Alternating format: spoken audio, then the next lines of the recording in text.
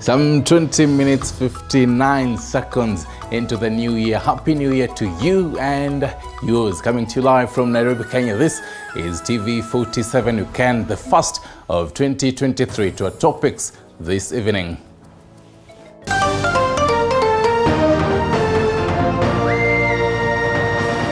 Tonight, Kenyans usher in 2023 with pomp, color and praise, with the hope of good tidings in the new year. We wish you a happy new year. God bless you. Let's have a peaceful Kenya and an amazing Kenya. Also tonight, 8 people perish in 3 different tragedies in the counties of Siaya, Kiambu and Busia as the world was ushering in the new year. Plus, Kenyans ask government to intervene and alleviate their suffering. Napendelea kama hiyo nafuu tuliekewa ingeendelea kwa muda kidogo, hadi biashara inuke.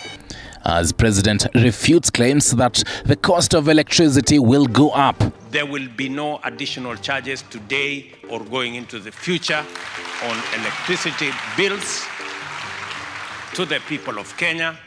This, as experts say, Kenyans should brace for a tough new year. I know it is painful for Kenyans, basically because we were actually transferring without any cost. But the banks had to introduce it because for them it was an income.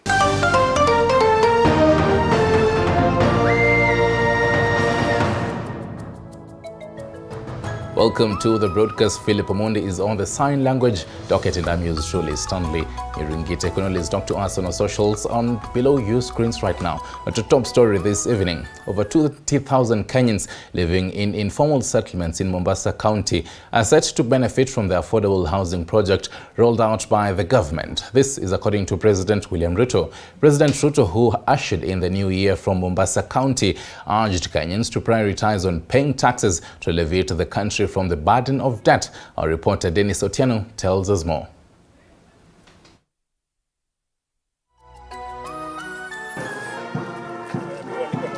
President William Ruto ushered in the new year from Mombasa County with a formal presidential speech as he emphasized on the Kenya Kwanza government's commitment to ensure all Kenyans are on a level playing ground in terms of resource allocation.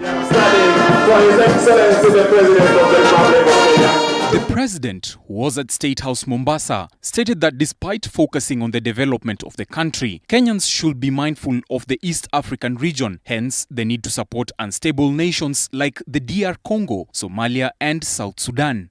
They want us as a country to assist them in their own challenges of insecurity in their countries and political challenges in their countries. And I want to ask us, as the people of Kenya, to pray for our neighbors, to be available for us to support our military as they do provide security in DRC, as they provide security in Somalia, and even as we work with our brothers and sisters in South Sudan for the good of our region. Meanwhile, the president assured Kenyans living in informal settlements in Mombasa County will turn into home owners after paying rent of up to 5,000 shillings monthly for a period of 15 years. Hizo nyumba watu ambao mnalipa saa hizi shilingi 5,000, 6,000 kwa nyumba ya kukodesha kufikia 10,000. Sasa tutajenga nyumba ambayo utalipa 5,000 mpaka 10,000, lakini baada ya miaka 15, miaka 20 hiyo nyumba itakuwa yako.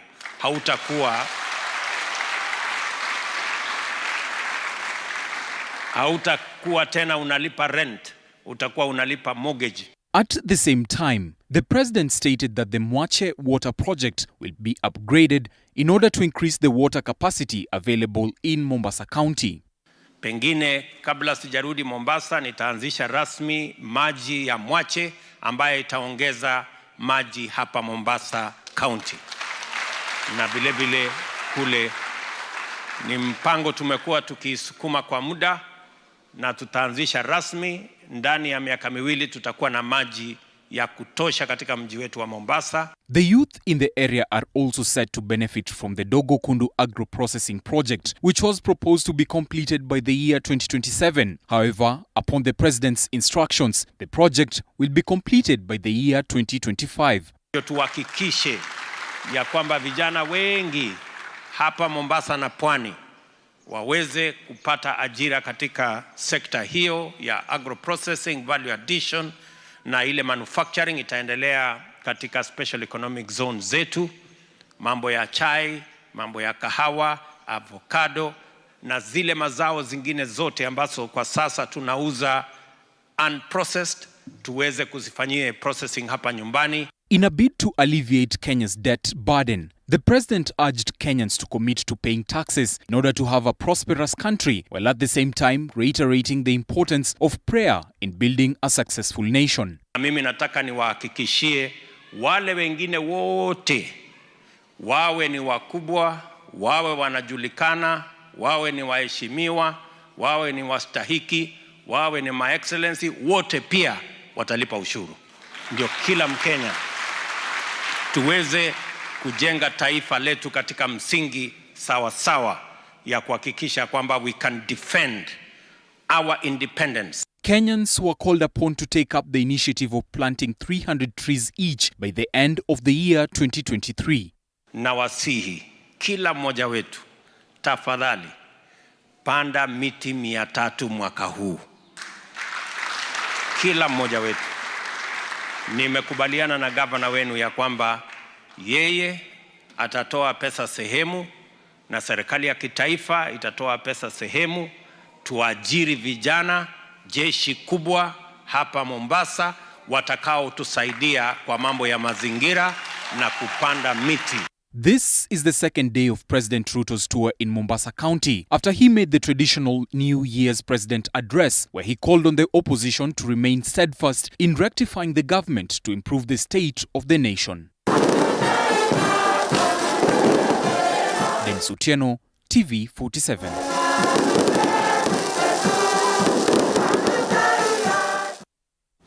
Now, on a rather sad note, grief has engulfed Port Victoria Adventist Church community in Bunyala Ward, Budalange constituency, after 3 students of the University of Nairobi, who are among the group of missionaries that traveled from various parts of the country to attend a rally, lost their lives due to a drowning at the Mulukoba waterfront. Take a look. According to Budalangi OCPD Isaiah Mose, the unfortunate incident took place at 5:30 p.m. on December 31st, 2022. Jana katika mwendo wa saa 11:30 kuna vijana walikuwa wametoka Nairobi University ambao walikuwa wamekuja mambo ya kanisa SDA hapa Port. Walikuwa na crusade. Tumekuwa na mikutano kuanzia tarehe 18 mwezi wa 12.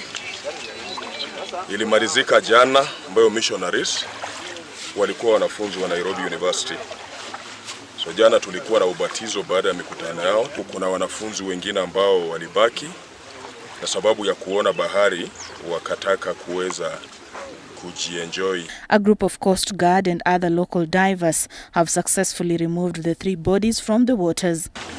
Tumeona tumeshirikiana na maafisa wa serikali waendelee kusaidia. Pia tumepata the private divers. It is reported that the 7 students boarded one small boat that was being rowed by an 11-year-old boy, but the boat lost control and capsized due to the heavy load. Walibodi hiyo boti wanafunzi 7 pamoja na ule ambaye alikuwa anawapeleka, total of 8, na walishinda hiyo boti, uzito ni boti ndogo. 5 victims cheated death after being saved by onlookers at the beach. Boat users have been urged to always wear life jackets and ensure they have a seasoned boat rider before using the boats at the lake to minimize such accidents. Wale ambao wanaingia kwa maji, wao wanavaa life jacket. Life jacket inaweza saidia sana. Waache kuingia tu tuseme bila kufuata masharti ya bahari. In a separate incident, 3 fishermen lost their lives on the same day after their boat capsized near Kadila Beach in Uyoma, Rarieda sub-county. Their bodies were taken to Madiani Hospital in Rarieda, awaiting post-mortem examinations. Sylvia Nyongesa, TV 47. And still on some more sad news, at least 9 people have died in Kampala, Uganda during a stampede that occurred at Freedom Mall on December 31st, 2022. According to Uganda's Daily Monitor, the tragedy happened as revelers ushered in the new year during festivities. Kampala Metropolitan Deputy Police spokesperson ASP Luke Sigweyere said that the incident allegedly happened after an MC told people to go watch fireworks. After the incident, emergency responders are said to have transported several casualties to a hospital where a total of 9 fatalities were confirmed following the crowd crash.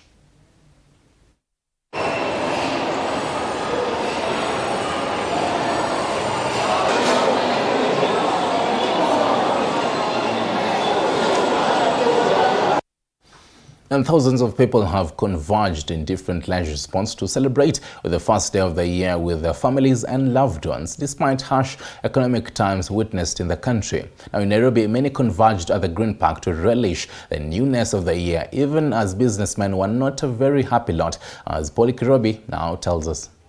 Welcome to the capital city of Nairobi, where thousands of people have converged here to celebrate with their families. The capital city of Nairobi is home to millions of Kenyans from different parts of the country. Those who didn't manage to travel up country gathered at the Green Park grounds, at least to make day one of the new year a memorable one. Despite harsh economic times Kenyans are facing, we met with Morris, the ice cream man, from within the outskirts of Nairobi.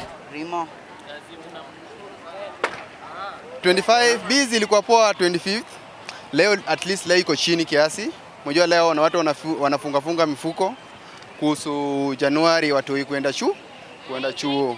Watu weko ndio but hawana pesa ama hawanunui. Wanatembea tu. So tunatarajia 2023 itakuwa much better kuliko vile ilikuwa leo, na tuna hope hizi taxes zina increase pia, sababu pia tuna increase tax ya county ya kufanya biashara.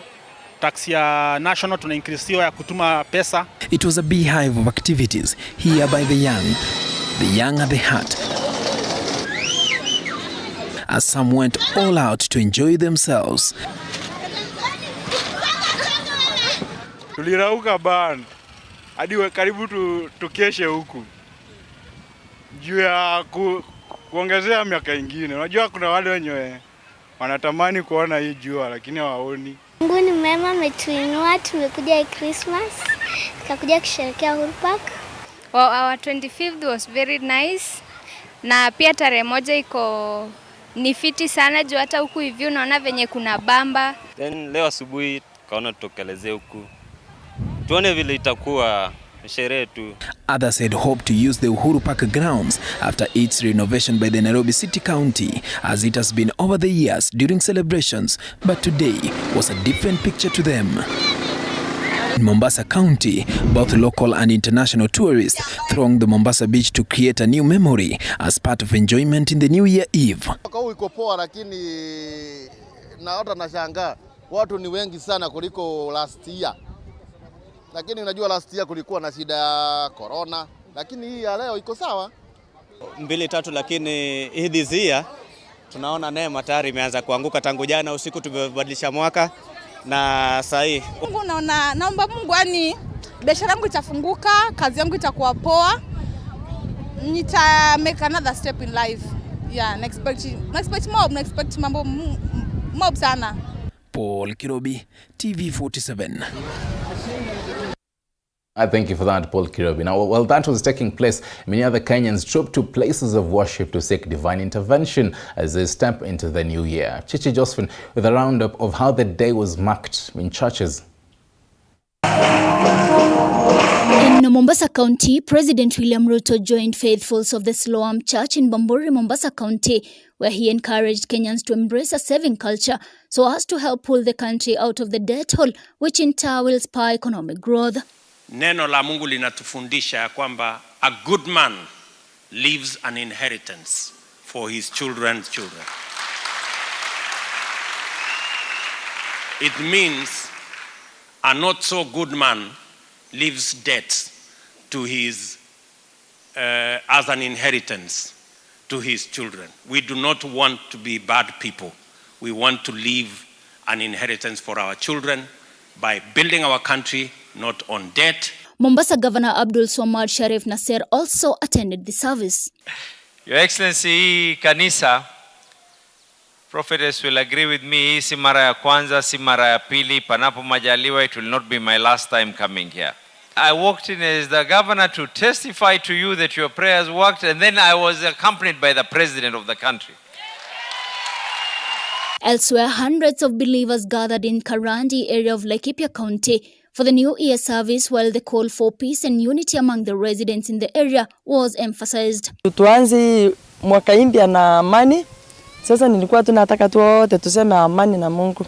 Led by Chairman Maina Jenga and Machakos MCA nominated Annabel Ndilo, emphasized the need of the community to work together for a common goal. Hivyo tunaomba serikali ishirikiane na wale viongozi wanatambua uwepo wa watu na utu kama Maina Jenga kuleta amani katika nchi. Kaunti yetu kulikuwa na majambazi wengi sana ambao walikuwa nasumbua. Na hivi karibuni tuliona waziri amezunguka hapa, na baada ya kuzunguka ni kama tukumetulia. In Kakamega County, the Bishop of the Catholic Diocese of Kakamega, Bishop Joseph Obanye, asked the government to address the needs of Kenyans and address the issue of unemployment and the high cost of living. Wakenya wengi wamesema ya kwamba mwaka uliopita ulikuwa ni mwaka mgumu kiuchumi. Kwa hivyo Wakenya wanatarajia ya kwamba uchumi utaanza kuimarika. Bei ya bidhaa itaanza kushuka. In the Vatican, Pope Francis urged the international communities to embrace peace in the wake of conflict in many parts of the world. The pontiff, in his New Year's message, emphasized that those who suffer the most are the poor, women and children. Pope Francis has also asked leaders to ensure that more resources are invested in development, health, nutrition, education and employment. If we truly want the new year to be good, if we want to reconstruct hope, we need to abandon the language, those actions, and those choices inspired by egoism, and learn the language of love, which is to take care. Chichi Josephine, TV 47. Pope Francis. Chichi Josephine, thank you for that. Now, Kenyans thronged various spots across the country to bid farewell to 2022 and welcome 2023. And once the clock struck midnight, Kenyans ushered in the new year in their own way and style, while others welcome the new year in church. Others enjoy the colorful display of fireworks. Now, here are some of the highlights of the new year celebrations.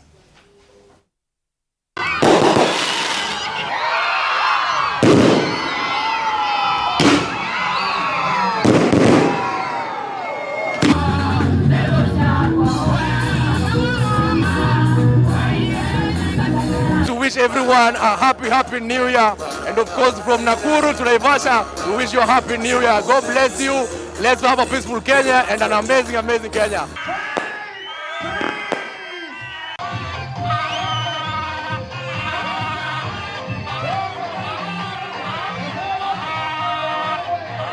Tumefika mwaka ya 2022 imetukalia sana.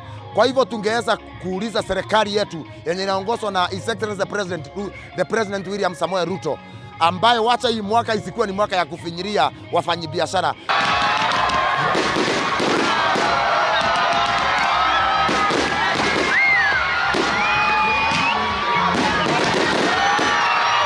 Kama mbunge katika eneo bunge hili, nikishirikiana na MCAs wangu, tunataka tuangalie ni jinsi gani ambavyo tunaweza kufufua utalii ndani ya Malindi sub county. As of now, security iko sawa ndani ya Malindi, mambo iko sawa, so we expect kwamba in future kuwe kuna mabadiliko hata in terms of the visitors that we are to host in Malindi.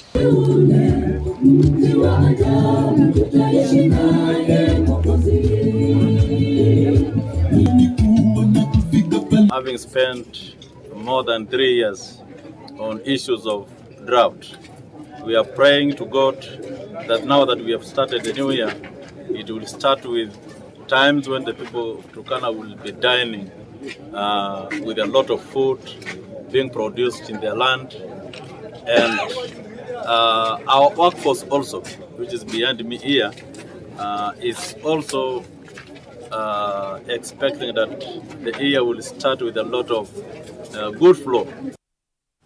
Now, there will be no additional cost of electricity bills starting today. This is according to President William Ruto. The head of state, who was speaking in Mombasa County, assured Kenyans that the government is conducting a review of the tariffs of the energy requirements of the country. This even as payment service providers, that is PSPs, and banks are sent to begin the implementation of the reintroduced charges as of today. As Kenyans usher in the new year 2023, they are also set to dig deeper into their pockets. This as the Central Bank of Kenya, CBK, announced the reintroduction of the charges for their transactions between mobile money wallets and bank accounts to be effective Sunday, the 1st of January 2023. The charges had been waived on the 16th of March 2020 in a bid to reduce the spread of the COVID-19 virus through facilitating use of mobile money. According to a press statement released by the CBK on the 6th of December 2022, the revised maximum charges for transfers from bank accounts to mobile money wallets will be reduced by on average up to 61% and mobile wallet to bank accounts by on average up to 47%.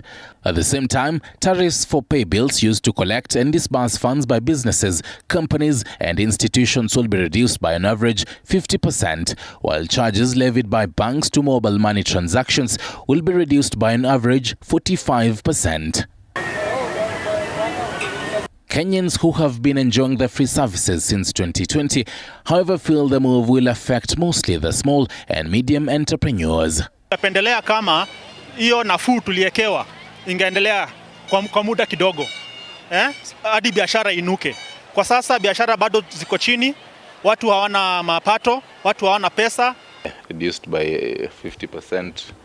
Economic experts, however, opine that the timing of the reintroduction of the charges is questionable. I know it is painful for Kenyans, basically because we were actually transferring without any cost, but the banks had to reintroduce it because for them it was an income. But will this move discourage Kenyans from online banking in Kenya? When you believe that by having your money in your mobile wallet is more expensive to spend it, people will move more towards cash economy. While we are talking about the digital economy, we are talking about a digital government. How can we have a digital government when we are giving incentives for cash economy rather than giving incentives for digital economy?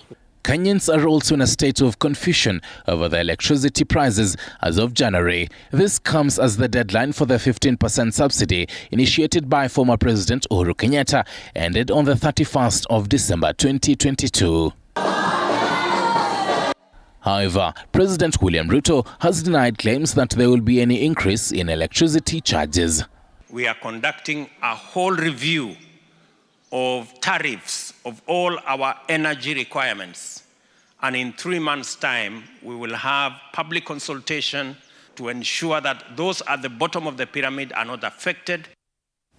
And from our daily life struggles to some bundles of joy. And fathers and husbands have been urged to be more involved in maternal care this new year, as opposed to the past years when childbirth was only a mother's fault. This even as mothers have been urged to follow all antenatal guidelines given by medical professionals in order to ensure a reduction in maternal mortality. Our reporter Sylvia Nyongesa visited Pumwani Maternity Hospital at the break of the new year and had a chat with mothers who had received their bundles of joy.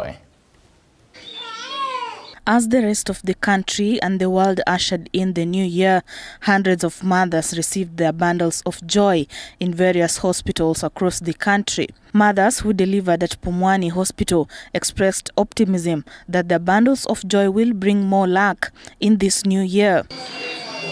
Masingina, a 24-year-old first-time mother, could not hide her joy when she held her baby boy just a few minutes before the clock struck 12 a.m. Huu ni mtoto wangu wa kwanza. Nafurahi kwa kupata mtoto. Nimekuwa nikitamani sana kupata mtoto. The journey was not easy. Nimezunguka sana. Kuanzia jana nimekuwa nikiumwa. Leo namshukuru Mungu nimempata mtoto. na hiyo ndo furaha yangu. Monica, a 27-year-old mother from Imara Daima, who received her second child at the stroke of midnight, was all smiles, affirming that her prayers to start the new year with a healthy baby had been answered. Nasikia raha kuzunguka, naomba Mungu nimpate kwenda kuvuka na yeye. Jen Wairimu from Kawangware, who received her fourth daughter last night, was also among the other 22 deliveries conducted at the Pumwani Maternity Hospital. Nimefurahi mwaka mpya kupata mtoto msichana. Ni baraka kwa Mungu na mshukuru. Tarajia mwaka mpya kutakuwa na kutakuwa na mazuri, mengi mazuri zaidi na baraka. Congratulations to all the mothers who have been lucky to receive the bundles of joy today. The upcoming year carries a great promise. Abinasir bin Isaac, a neonatal nurse at the facility, confirmed that all babies born at the facility between 7 p.m. of 31st December to 7 a.m. of 1st January through both natural delivery and cesarean section were in good health, calling on fathers to take a more active role in childbirth in this new year 2023. They're supposed to be encouraging their wives and actually helping them to attend the clinic, so that when he comes, he knows he expects his wife to deliver normally, or his wife will be delivering through a cesarean section, or his wife is expected to be, even knowing the normal blood levels of the mother, the hemoglobin levels of the mother is also very important. So for that support, and actually we are also encouraging them postnatally to be supporting the mothers, taking the babies to the clinic, knowing how the baby goes. Sylvia Nyongesa, TV 47. Thank you, Nyongesa, for that. On a lighter note, I'm definitely sure there's a baby born in Kisumu today called Lionel Messi Otieno. But away from that, across the borders, Pope Francis led the traditional end-of-the-year celebrations of Vespers, followed by the recitation of the Te Deum, the Church's solemn chant of thanksgiving for the past year. The celebration on New Year's Eve took place in St. Peter's Basilica. In his homily, the Pope remembered Pope Emeritus Benedict XVI, who died earlier in the morning, recalling his great kindness, witness of faith and prayer.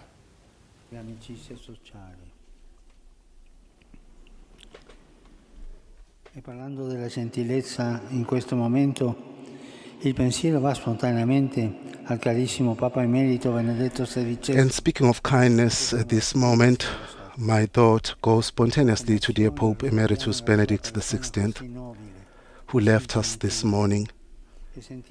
We are moved as we recall him as such a noble person, so kind, and we feel such gratitude in our hearts. Gratitude to God for having given him to the Church and to the world. Gratitude to him for all the good he accomplished, and above all, for his witness of faith and prayer, especially in these last years of his recollected life. Only God knows the value and the power of his intercession, of the sacrifices he offered for the good of the Church.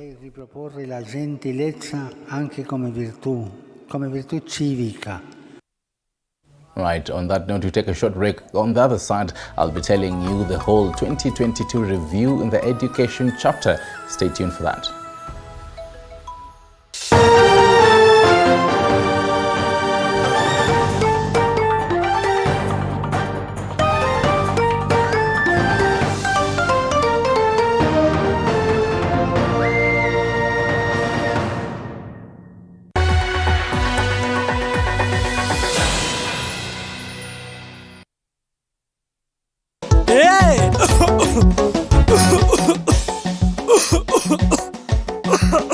Kaluma King Herbal Lozenges zinazo nguvu maradufu kutuliza kikohozi, vidonda vya koo na mafua. Kaluma King ni shwari. Chika mama huyo muharifu kaiba kuku zangu, vifaranga wangu na mayai zote pia kabeba. Haya chika mama huyo. Maumivu yakizidi, muone daktari.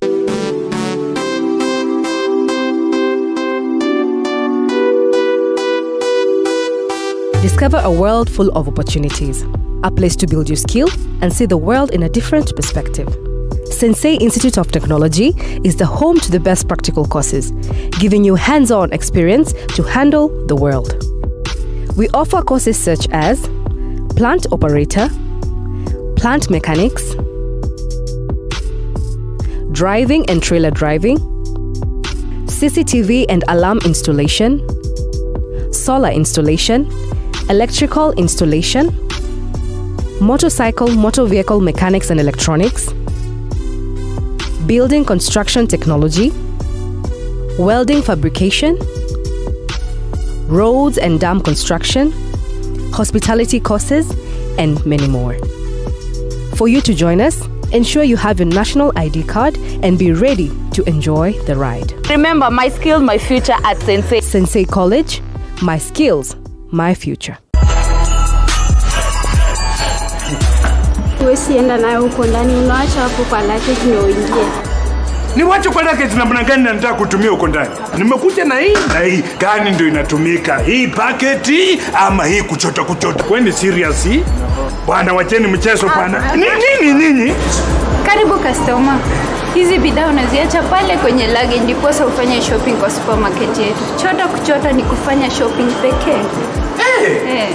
Ni kufanya shopping. Nema na Hetia Supermarket ndio best. Kwa mara nyingine tena, Hetia Supermarket inakuletea chota kuchota na Hetia Supermarket. Kushiriki shindano la chota tuwe karibu nawe Kitale, Bungoma, Eldoret, Kakamega, Kisumu, Busia, Naivasha, Limuru, Nairobi, Thika, Nyeri, Meru, Chuka na Maua. Nunua bidhaa ya shilingi 600 na zaidi na utapewa raffle ticket. Jaza vizuri na utumbukize kwa sanduku iliyo mlangoni. Utakuwa umeingia kwa draw ya kujishindia zawadi Daihatsu Mira, pikipiki 21 aina ya TVS, 1130 school fees, TVS, shopping vouchers na vingine vingi. Basi, huku. Saidia mimi. Chota kuchota imethaminiwa na Kiwi Bacon, Savannah Juice Fruit Vial, My Choice Hand Wash, Zesta Choco Primo, Ketepa, Blue Band, Aramco, Oven Fresh Bread, Nivea, Silent Night Mattresses, Coca-Cola pamoja na Hisense. Shindano hili limeidhinishwa na BCLB permit number 002816. Sheria na masharti kutumika. Chota kuchota na Hetia Supermarket, na hii motokaa gari smart kabisa inaweza kuwa yako. Unangoja nini? Ingia, fanya shopping yako Hetia Supermarket, uchoto kuchote na hii kari, hii motokaa inaweza kuwa yako. Mtu anaweza pesa kwa boost. Hetia Supermarket, a world of choice. Are you looking for a college that will impact your practical skill sets? Tristan School of Medical Health and Science Technology offers market-driven programs in diploma and certificate levels in the schools of health sciences, social sciences, applied sciences, and business and informatics. Enroll for our January 2023 intake to enjoy seamless student experience. You deserve qualified faculty leadership to set a good guide for your career. Tristan School of Medical Health and Science Technology, partners in your journey to excellence.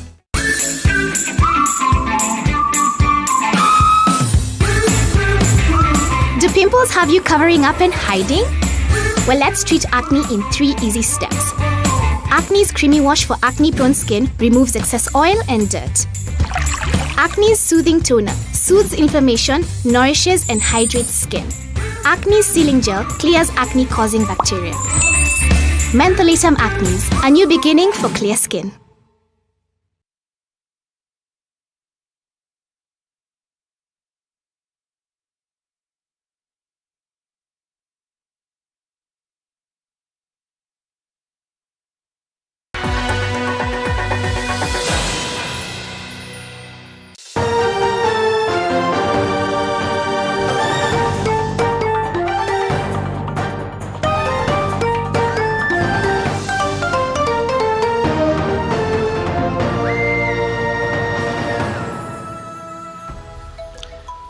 Two minutes past the top of the hour. Thank you for staying with us. Now, a middle-aged woman has been arrested by the police from Kikuyu Police Station for investigations following the bizarre incident of the killings of a 7-year-old and a 3-year-old child on New Year's Eve at Kerala location, Kikuyu constituency, Kiambu County. Hoping to have ushered in the new year in style, the lives of two 7-year-old and 3-year-old siblings were cut short in a bizarre fashion on the New Year's Eve at Kerwa location, Kikuyu constituency, Kiambu County.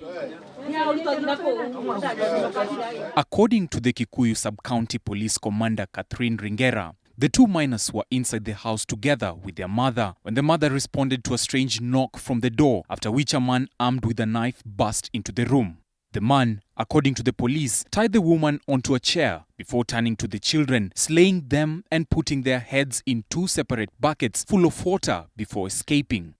So far hatujajua ni nani ametenda hiyo kitendo, lakini tunajua tukiwa na nyinyi watu ya hii area mtatusaidia na information ile mtapata, na tunaomba tafadhali tujaribu kutafutia hiyo watoto justice. According to Ringera, police officers called to the scene discovered the boy with his hands tied behind his back and his head in a bucket of water. His sister appeared to have met the same fate. Ringera told the media that while information on the murders is limited, the children's mother has been arrested and is assisting police with their investigations. Alikuwa kwa kazi, yeye ni kuitwa aliitwa na akakuta kitendo imetendeka, lakini mama alikuwa kwa nyumba na ndio umeona tumemchukua ndio tuende atusaidie na uchunguzi. According to John Kinyanjui Kiarie, a neighbor, the mother of the children's account did not add up, as she did not try to save the situation even by screaming for help when she was attacked by the unknown man. He reported the matter to the Thamanda police station after responding to the woman's phone call. It is said that she claimed that she was able to flee, but when she returned, she discovered that her 2 children had been killed and their bodies were in water buckets. Wakati niliingia nikaona kweli ni watoto wawili wameuliwa. Mmoja ako kwa ndoo ndani na kichwa na mmoja amelala akiwa amefungwa mkono. Sasa wakati niliona nikatoka, nikachukua pikipiki imekuwa hapo kwa barabara, tukaenda mpaka Thamanda police station. Nikawaeleza na hapo wakakuja, tukakuja nao pamoja na wakaanza uchunguzi. The Kikuyu Sub-County Commander also added that the woman is to be detained at the local police station as they investigate the murder and are interested in knowing all players in the same. The bodies of the 2 children were taken to Dogoto Hospital mortuary, awaiting post-mortem to establish how they met their death.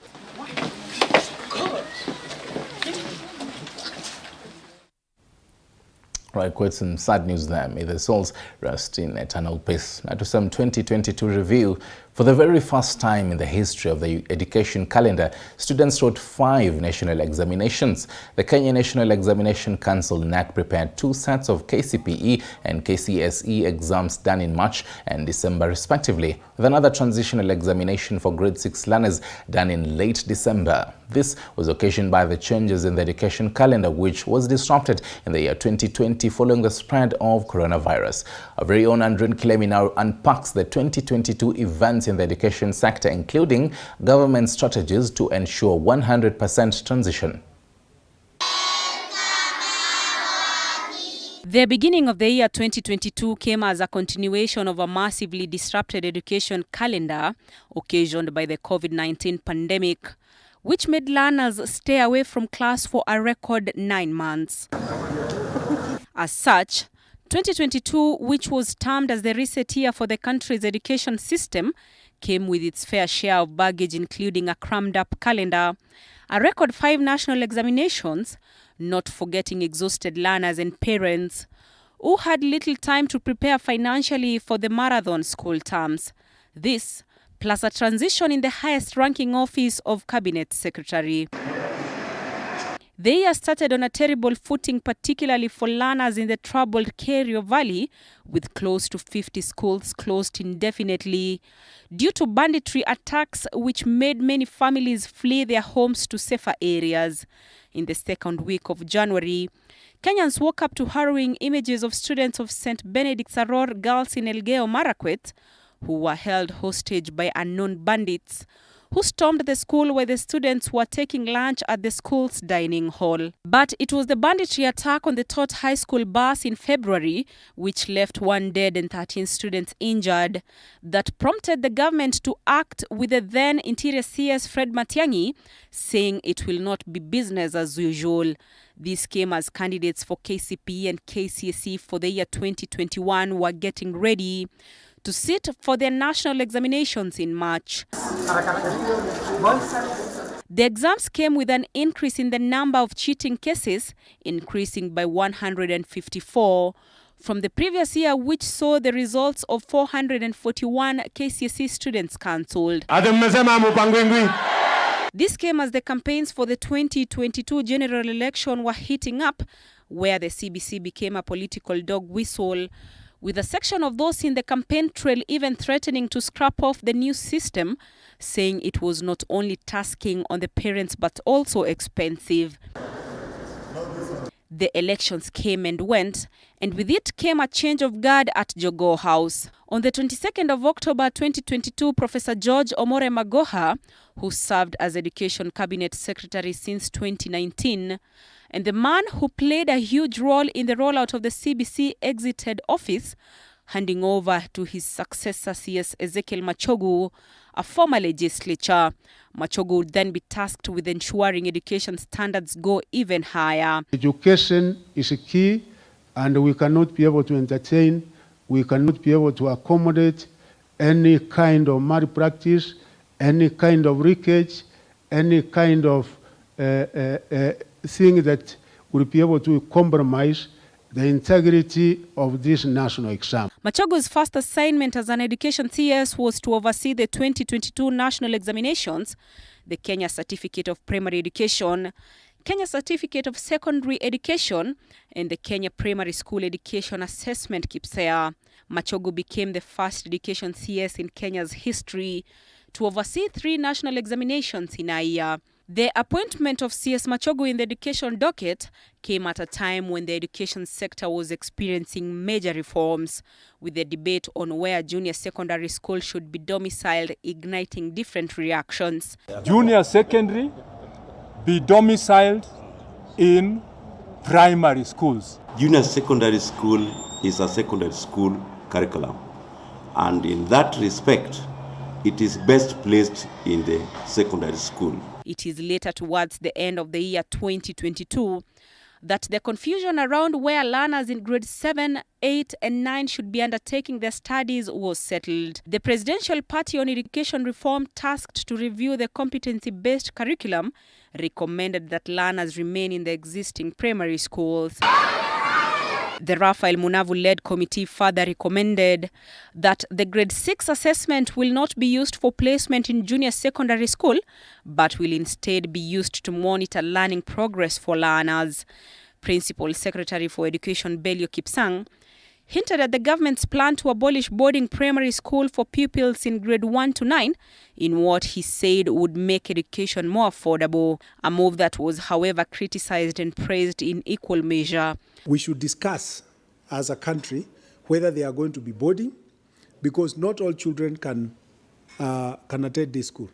In pastoralist communities, for example, it is very hard to sustain junior secondary school that is not boarding. Boarding schools were there to serve a purpose, and if they are to be removed, I'm sure there will be enough public participation. Among key plans by the government to ensure effective implementation of the competency-based curriculum that has been termed as demanding by many is employment of an extra 30,000 teachers that will teach in junior secondary schools, which will now be domiciled in the existing primary schools. The Ministry of Education, the Kenya Institute of Curriculum Development, plus the Teachers Service Commission TSC are expected to fast-track the process of retooling teachers set to be deployed to teach grade 7 pupils to ensure they are CBC compliant. We have TSC come with a conclusive report on this recruitment of these teachers. There are 30,000. So that if we say, for example, how many are you recruiting in Nandi County, then they would give us a breakdown.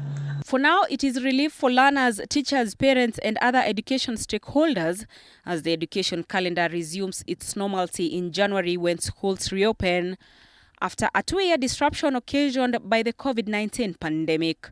However, the new year may come with new challenges for the government as both teacher unions, that is NAT and KUPPET, have demanded increases in salary of 60% and 70% respectively, or they call for industrial action. Andrin Kilemi, TV 47. Thank you for that, Andrin Kilemi. What was your highlight moment of 2022 in education in all aspects of life in 2022? Talk to us on the socials below your screens. Now, travelers using the Kisumu-Kakamega road had to wait for hours before proceeding with their journey after a pastor held prayers along the road. This saw traffic disruption on the road as Bishop Anthony Chesa of World Revival Gospel Ministry led the service. This forced those who were traveling to wait for the prayer session to end before they could proceed with the journey. Reports indicate that the bishop has been conducting the prayers every December 31st for the past 5 years. Achesa, who spoke after the service, said that the prayers have helped reduce incidences on the road, but blamed the accidents on other factors such as drunk driving and unqualified drivers. Uchawi na ukanga wa kila aina kutoka mwisho mpaka mwanzo katika jina la Yesu Kristo.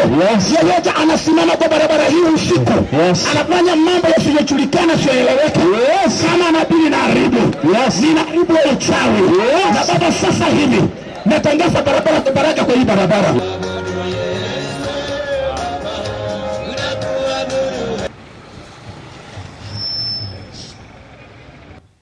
Meanwhile, a dispute over land ownership at Thome area in Kiambu County has divided two parties claiming its ownership to an extent of Kasarani Police Station OCPD intervention to ensure compliance of a court order said to stop an ongoing construction.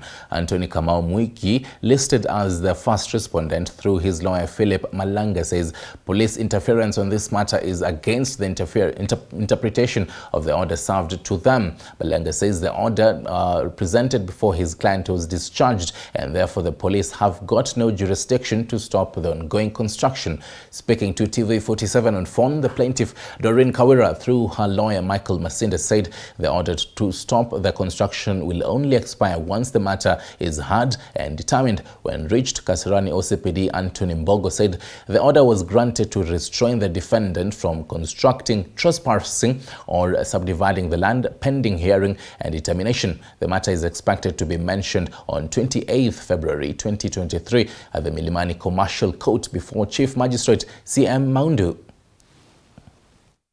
Dispute that do not require the participation of the police until they are invited, because we are complaining because the police have continued to harass our client despite the fact that their invitation to this case through the initial court order that was issued stopping our client from construction having been discharged, and this information is within the police.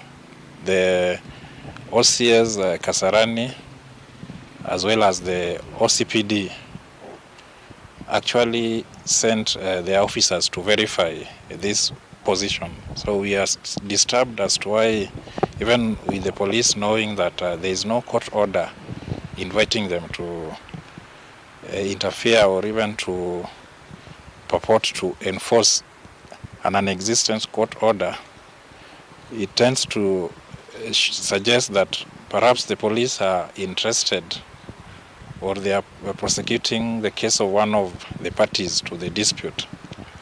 Our client is an owner of this piece of land, having gotten his documents of ownership through a succession. And we want to state that we are not interfering with the work of the police. The police can do their work, but they should not take sides in a dispute that is purely between rival